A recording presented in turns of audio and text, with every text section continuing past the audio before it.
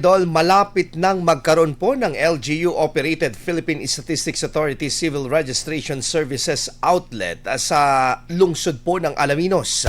Bilang paghahanda po sa pagbubukas nito, nagsagawa ng ocular inspection ng mga kinatawan ng PSA Central Office, PSA Regional Statistical Services Office 1, ang PSA Provincial Statistical Office Pangasinan at ang Unisys Managed Services Corporation. Katuwang po ang pamahalang lungsod sa pamamagitan ng City Civil Registry Office. Kapag naging operational, maaaring makakuha na rito ng birth, marriage at death certificates, gayon din ang Certificate of No Marriage Record o yung SENUMAR.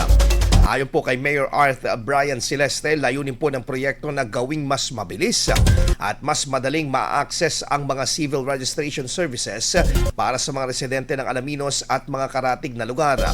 Malaki naman ang naging positibong pagtanggap ng publiko sa nasabing anunsyo ng alkalde.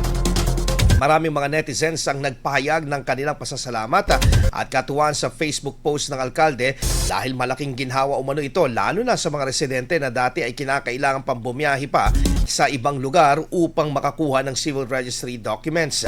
Inaasahang mababawasan nito ang oras at gastos sa pagbiyahe ng mga aplikante na dati pang kailangan pumunta sa ibang lungsod upang kumuha ng mga dokumento.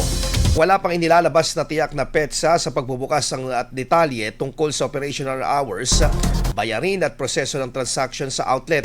Pinapayuhan naman ng publiko na hintayin ang opisyal na anunsyo ng PSA at pamahalang lungsod ng Alaminos. IFM News. IFM News. IFM News.